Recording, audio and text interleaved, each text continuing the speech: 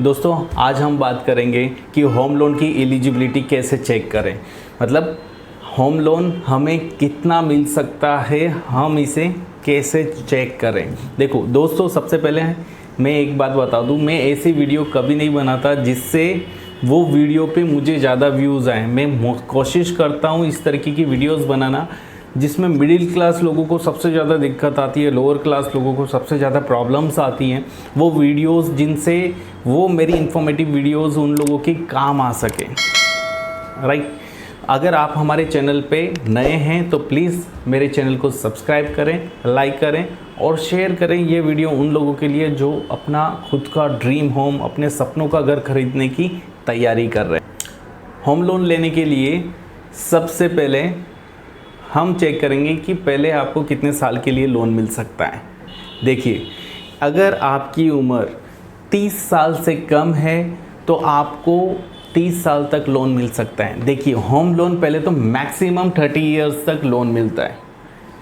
उसके बाद जिन लोगों की उम्र ज़्यादा है, जैसे 35 है, तो ये 30 इयर्स तक मिलेगा। बट ऐसा नहीं है कि आपकी उम्र 35 है तब भी आपको 30 साल के लिए लोन मिल जाएगा। मैक्सिमम आपको आपकी एज 60 तक लोन मिलता है। जैसे अगर आपकी 35 एज है, 35 एज है, तो आपको लोन मिलेगा 25 साल के लिए।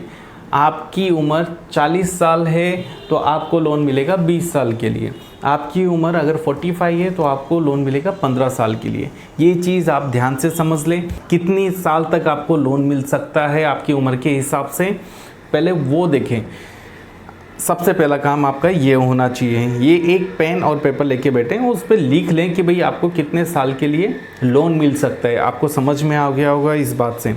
अब दूसरी स्टेप, सेकेंड स्टेप में हम एक एप्लीकेशन डाउनलोड करेंगे जिसका नाम है इजी EMI कैलकुलेटर। अब हम इसमें क्या करेंगे, इसमें हम निकालेंगे पर लेख EMI। हमारी उम्र के हिसाब से हमें 1 लाख के पीछे कितनी EMI आ सकती है।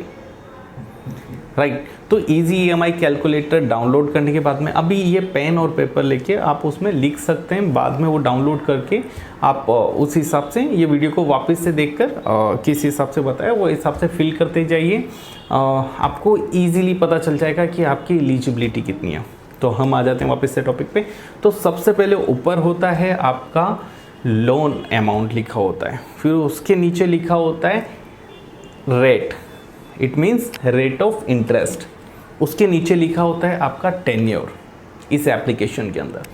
तो सबसे पहले वहाँ पर जहाँ पर लोन लिखा है वहाँ पर आप फिल कीजिए 1 लाख रुपीज़। सेकेंड, जहाँ पर लिखा है रेट, वो है रेट ऑफ इंटरेस्ट। वहाँ पर अभी करंटली रेट ऑफ इंटरेस्ट चालू है 8.5। ये जब आप वीडियो देख रहे हैं उस टाइम पे क्या रेट ऑफ इंटरेस्ट रहेगा, उस हिसाब से आप वहाँ पर अपना रेट ऑफ इंटरेस्ट फिल करें। जैसे आज से 2 साल पहले, कोविड के पहले, रेट ऑफ इंटरेस्ट था होम लोन का 6.70, तो आज का 8.5 है, आगे शायद 9 हो या 7 हो। उस हिसाब से आप वहाँ पर सेकंड पॉइंट में ध्यान से फिल करें कि उस टाइम का करंट रेट ऑफ इंटरेस्ट क्या चालू है। वेबसाइट्स पर आपको इजीली पता चल जाएगा कि करंटली उनका home loan rate of interest क्या है। राइट, थर्ड पे आ जाते हैं, वहाँ पे लिखा होता है टेन्योर। उसमें होता है जैसे कि हमने एज निकाले हैं फर्स्ट कि आपकी उम्र के हिसाब से आपको कितना लोन मिल सकता है। अगर सपोज जैसे कि आपकी उम्र है 35 तो आपको मिलेगा 25 साल के लिए। आपकी उम्र है 40 तो आपको मिलेगा 20 साल के लिए लोन। राइट, तो 20 साल अगर एक एग्जांपल पकड़ते हैं कि 20 साल के लिए लोन लेना है तो पर लेख EMI हमारी कितनी आ जाएगी। तो वहाँ पर जैसे ही हम 20 डालेंगे और कैलकुलेट पे क्लिक करेंगे हम, तो हमारी पर लेख EMI आ जाती है 867 रुपीज़। मतलब मुझे 1 लाख के पीछे महीने की EMI आएगी 867 रुपीज़। राइट, तो ये होगा हमारा पर लेख EMI। अब आप ओपन कीजिए अपने फ़ोन में जो नॉर्मल कैलकुलेटर है उसे ओपन करके आपकी जितनी भी सैलरी है वो लिखिए और उसका 65% निकालिए। अब 65% ही क्यों? राइट, 65% बैंक है ना, 65% FOIR कैलकुलेट करते हैं। अब FOIR क्या हो गया? Fixed obligation to income ratio, कि आपका 65% तक वो लोग ईएमआई में कन्वर्ट कर सकते हैं, राइट। वो कितना हो सकता है, ये 60 भी होता है किसी बैंक का, और मोस्टली 65 रहता है।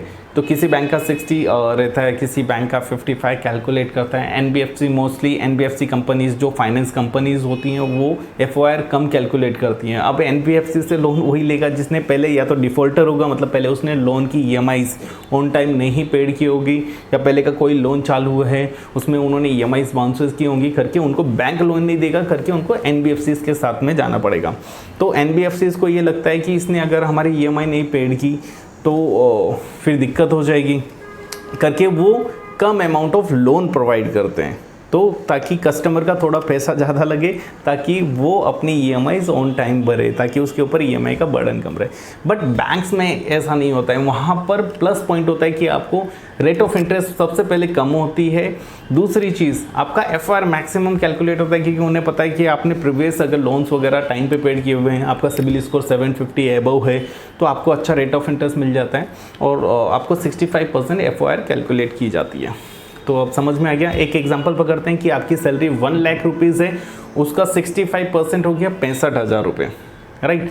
ये 65,000 रुपीज़ हो गया आपका। अब इसको डिवाइड करें जो हमने पर लाख ईएमआई निकाली थी, राइट।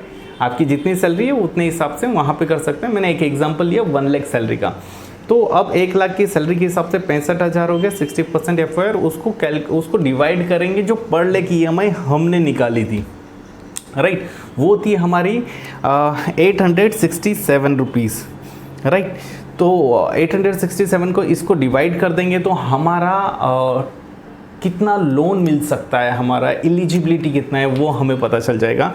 तो हमारी एलिजिबिलिटी होगी 74,97,000, 7497 और काफ़ी आगे भी रहता है, बट हमें डॉट के बाद के 2, डॉट के पहले के 2 लेना है। तो 74,97,000 हो गया ये। तो एक अप्रॉक्सीमेट पकड़ लेते हैं कि 74 लाख तक हमें लोन ईजीली मिल जाएगा, राइट। अगर हमारी सिबिल ख़राब नहीं है, क्योंकि सिबिल ख़राब होने पे रेट ऑफ इंटरेस्ट थोड़ा सा बढ़ जाता है, थोड़ा बहुत, राइट। 750 बिलो है तो 0.1% के करीब अप डाउन हो जाता है, तो इससे ज़्यादा इफेक्ट नहीं आता, 2-3 लाख अप डाउन।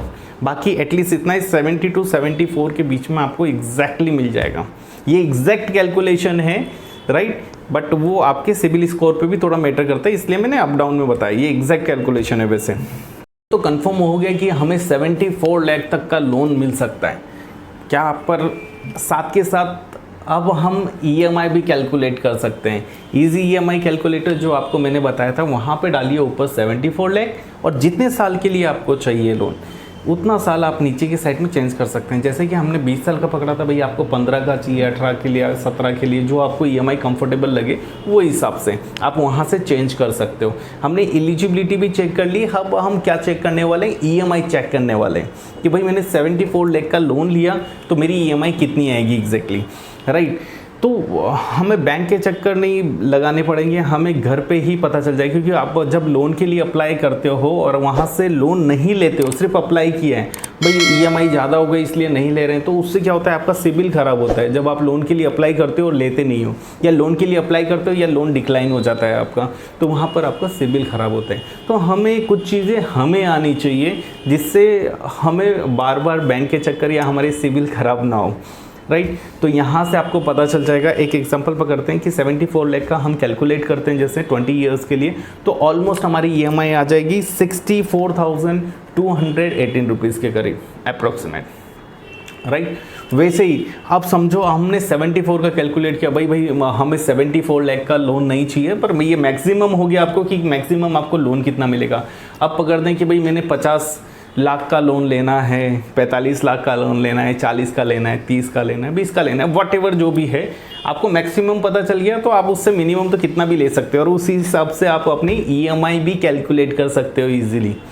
तो इसी तरीके की फाइनेंशियल वीडियोस देखने के लिए हमारे चैनल को सब्सक्राइब करना ना भूलें, और लाइक करें और शेयर करें उन लोगों के साथ जो लोग अभी नए घर की प्लानिंग्स कर रहे हैं।